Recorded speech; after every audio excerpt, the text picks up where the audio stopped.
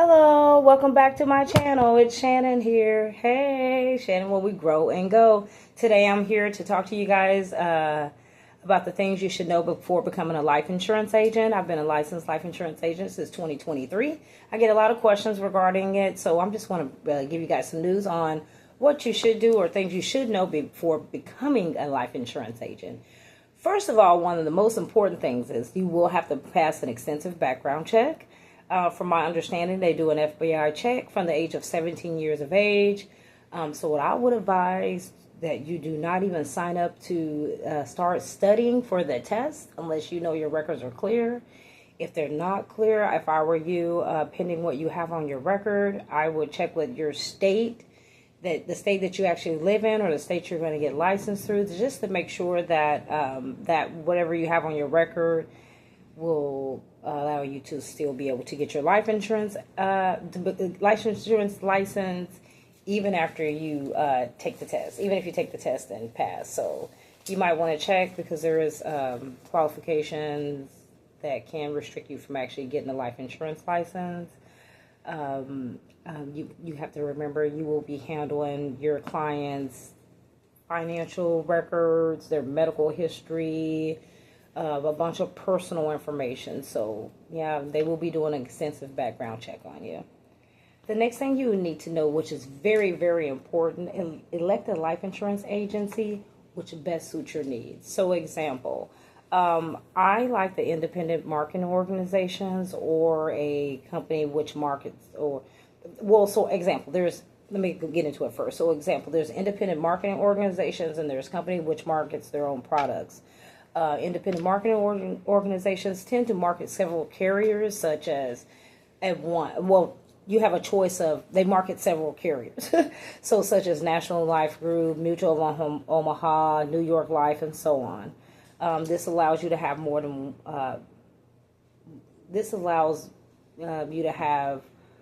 of an open market to elect a policy which aligns with the client's budget and their needs. Then you also have companies with markets their own products, such as Globe Life, American Income. I actually mentioned their name because I work for them and they do market their own product.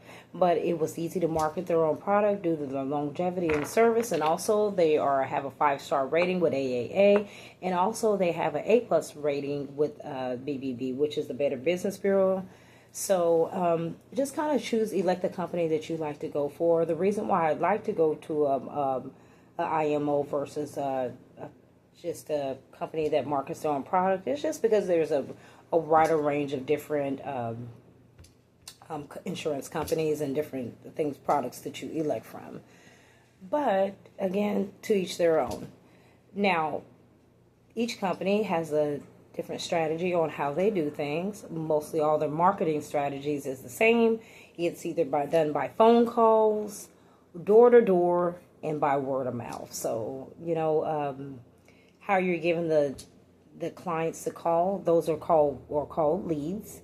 And the leads, all companies have leads, but they have different guidelines when it comes to distributing the leads to the agent.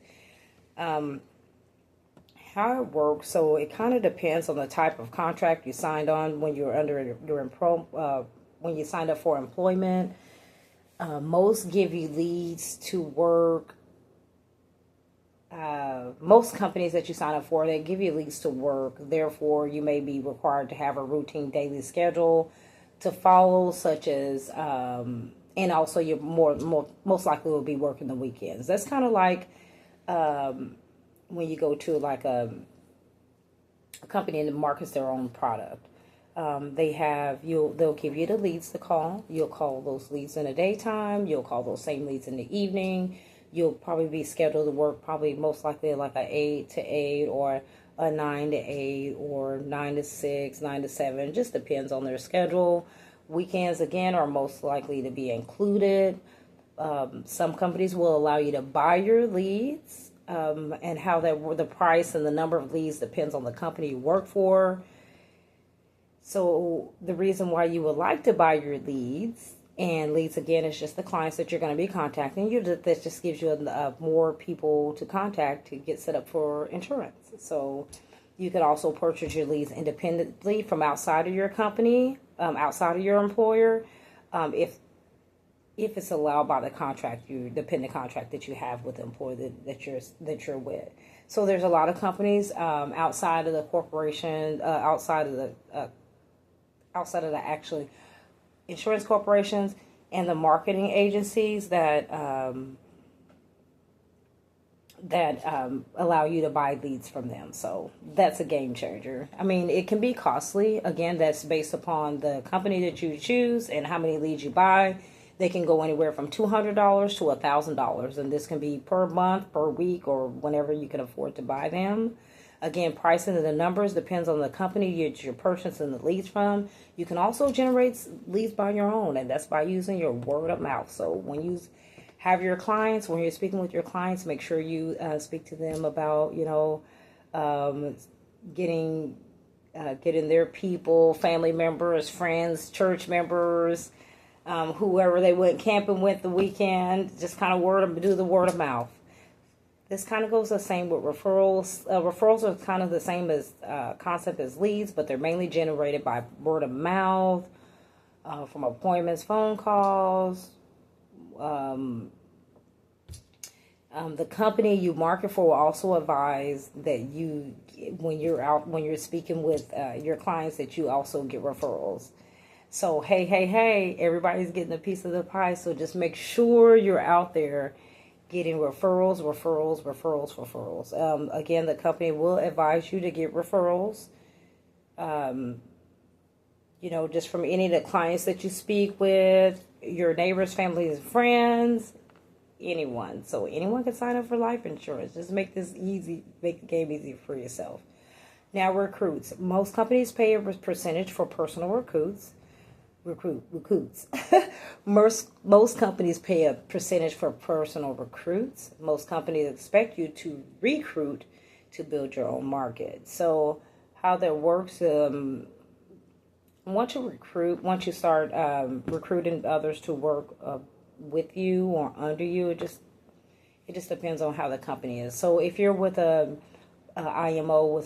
if you're with an IMO, you can actually kind of start to build your own marketing agency by recruiting others.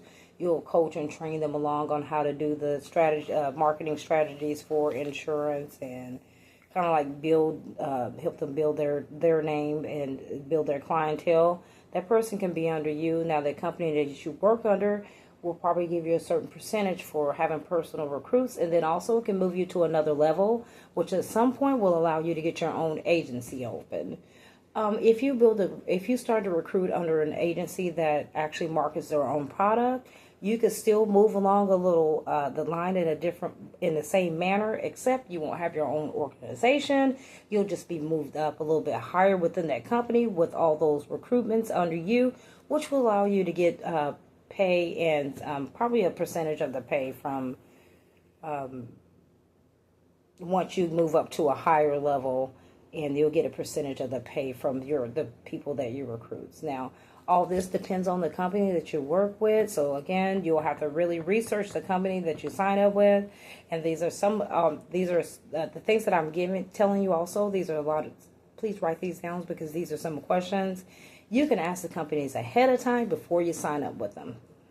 So when it comes to signing, training, and schooling, and I'm actually reading a screen behind the camera, so if I look like I'm not looking directly at the camera, I'm not. I'm trying to read and give you guys most of this information. A lot of this stuff I do know offhand, but I know if I start talking, I can get off topic and go into the next thing I want to talk about, and I'll skip over something that I really meant to say ahead of time. So again, back to signing, training, and schooling. When signing up with an insurance or marketing agency such as an IMO, make sure you're clear on what you're signing into. You may be signing an amazing contract, but obligated to remain with that company for a set time frame, such as 2, 3, 5 years, maybe even longer, maybe shorter. Most will not allow or do not want you to take their clients with them. They expect you, again, to build your own clientele. What I'm meaning by that is that when you sign up for these marketing agencies, a lot of times they will pay for your schooling, additional training, So how this works is some will pay for you to get licensed and further educations, meaning you can apply at most life insurance companies without a license, and they will pay for you to become a licensed agent, or may pay for you to get further titles added to your license. Paid training may also be paid for pending the paid training. Paid training may also be an option depending on the company.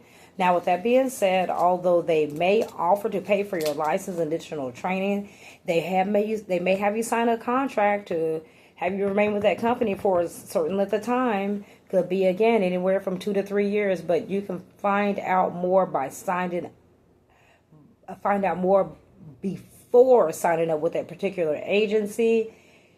So be careful when choosing your insurance firm. Make sure it fits your best expectations and expectations of an agency you would love to have longevity with.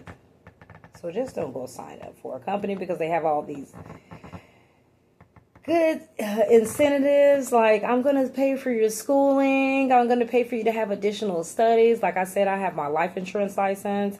I don't have my health license, and so I'm not able to sell like Blue Cross Blue Shield and cancer policies. But I know that I can get those paid for through other. If I go in with an agency, I know that there's a lot of companies that's willing to pay for me to get that additional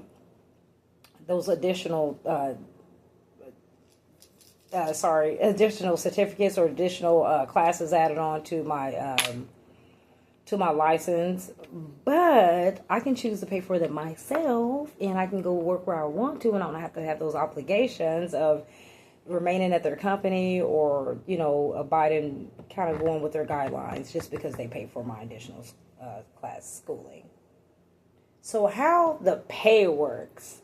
Normally, pay is 100% commissions, or some companies do offer you a base pay along with the commissions, and some pay by the hour. Companies that normally pay by the hour do not require you to recruit referrals, leads, and may have you work a typical schedule like Monday through Friday, 8 to 5 p.m. Those are kind of more like your customer service. You're getting them in and probably sending them forward to the sales team. But you still get paid. They can get paid well, but it's just won't be paid as much as, as being an actual sales agent that makes the commissions. Now, the commission and base pay, that works out a little different. You can basically benefit from that.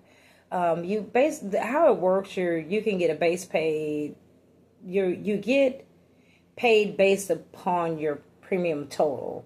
So, example, if a client's premium equals $100 monthly, they take that $100 times 12, which is the number of months per year, and then they'll pay out 60%. Now, I'm saying 60% because the companies that I actually work for, that's the percentage that they pay for their employees, but not all companies offer you 60%. Some offer 40, some offer 50, some offer 60. After you get to a certain level, they might offer 70. It just depends on the company. And then it also depends on where they start off and what's required.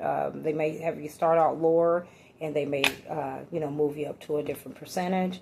But what they'll do is they'll pay you 60% of that $1,200. So again, how it works, if just say I signed up a client and their premium totaled $100 a month, they'll calculate that times 12. I'll get paid 60% of that. But now, say for instance, when I sign the client up, if the client cancels within 60 days, normally it's 90 days of cancellation. Just depends on the policy that the client signed under. But if the client cancels within those 60 days, guess who's going to be responsible for paying that full commissions back? Right, you are. So, don't worry about it. They'll automatically withhold it from your next check, or following the client's cancellation. So, but different companies have different guidelines on how they have you pay that money back. I know some companies actually don't give you that full commission. So what they'll do is give you instead of giving you that full 60% of the commissions, they'll give you a portion of that commission and hold another portion of that commission out for up to 6 months. And this will allow for you guys to see if that client will keep their contract. If they keep their contract, there you go. You get your full commission. You know, the client they've held on their insurance for a certain period of time. You know you're not going to lose it, and that commission goes in your pocket. So that's a good thing also. But yeah, but basically that's the protocol. So just make sure you build an amazing rapport with your clients, because life insurance, unfortunately, is the first thing that clients love to cancel.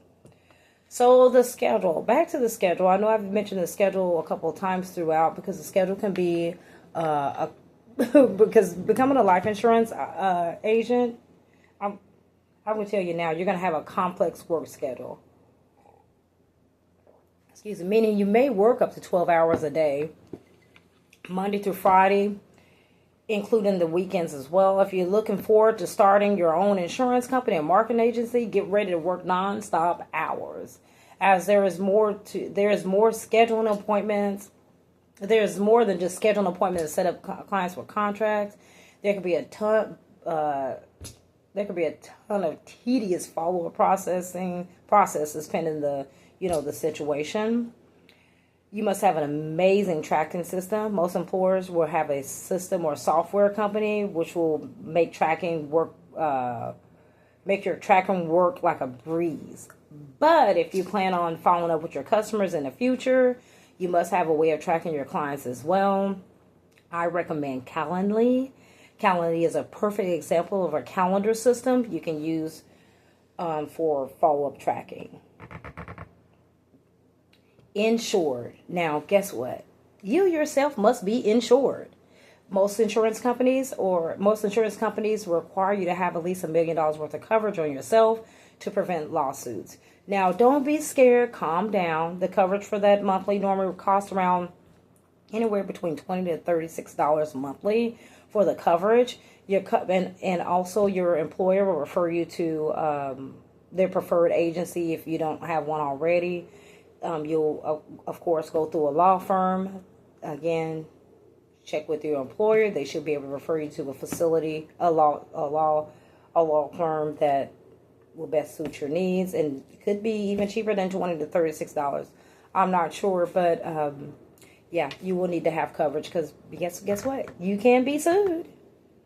Licensed in every state. So this is another thing. You must be licensed in every state. So don't think when you go and get your life insurance license, oh wow, I'm a life insurance license, I can practice in every state. No.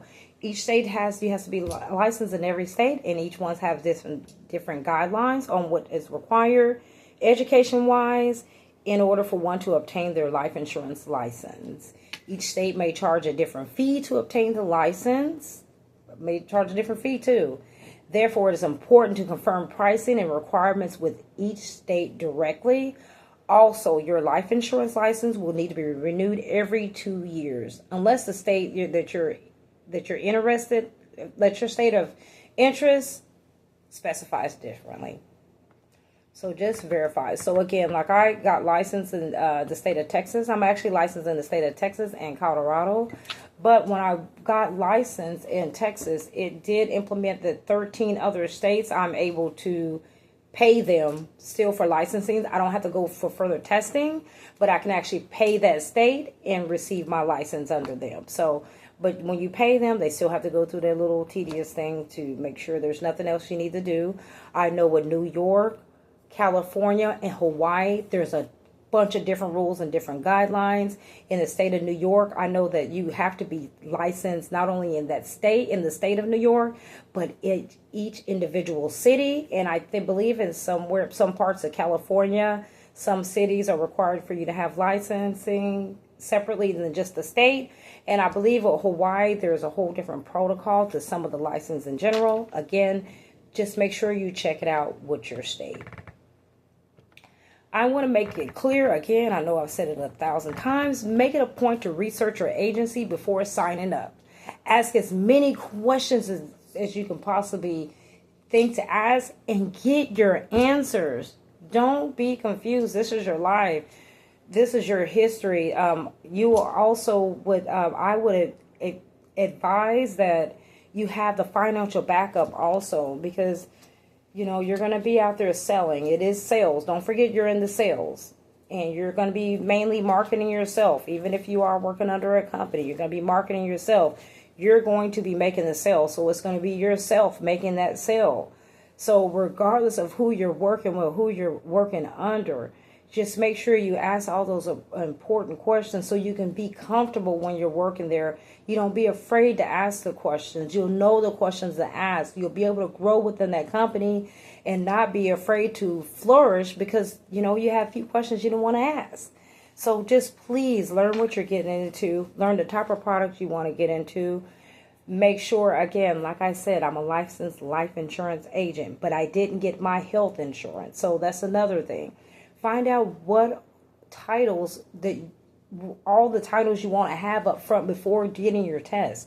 If I'd known that when I became a life insurance agent that I still needed to get a health insurance to sell Blue Cross and Blue Shield and further in policy plans and hospital coverage, I would have done that initially while I was doing all the studying. So it's very important to not make sure you research what you're getting into. Research the agency before signing up. Ask as many questions as you can. Agency, along with with carriers, they're very good about giving you the information so you can be successful. They want to be successful as well. They want to have a successful market, and they want everyone to be happy. Guess what? Also, some bonus tips. Agency is along with carriers, insurance carriers, have all types of money-making contests where they're extremely generous with the payouts. I mean extremely generous with the payouts. I'm talking thousands. So, just really make sure you redo your research to get into this. Life insurance is really a good, it's really good to get into. I wouldn't let anyone steer you away. Oh, everyone else is in life insurance, but guess what? There's millions of people in this world. There's millions of people that do not have life insurance coverage. So, the more agents out there, the more the merrier. So, if you consider opening your own agency, if you ever haven't, consider opening your own agency. It's a lot of research, it's going to take a lot of time, but about after 2 years of becoming a life insurance agent, you should have an idea what you want to do. If you want to continue to stay in a market, just the market, stay with a company.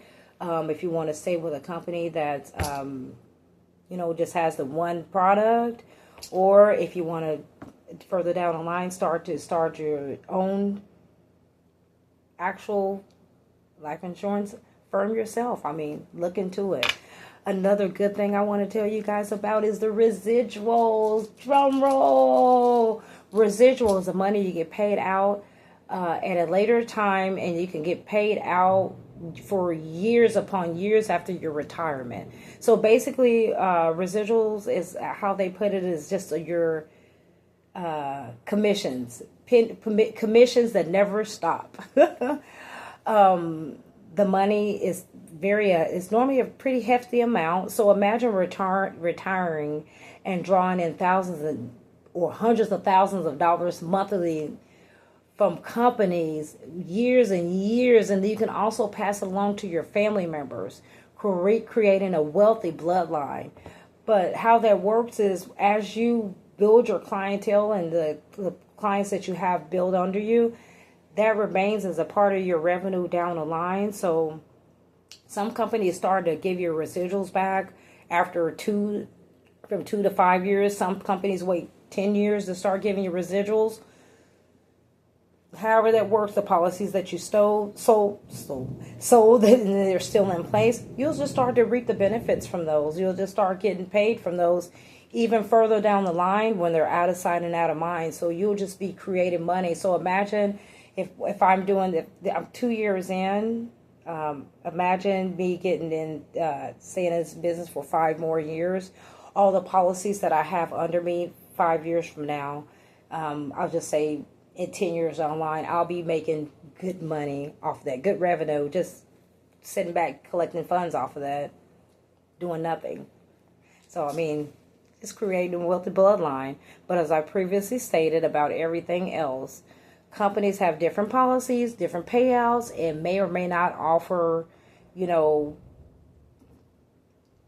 residuals. So just make sure, I'm not sure, but just make sure you ask them directly. But guys, that's kind of all I wanted to say about, you know, becoming a life insurance agent.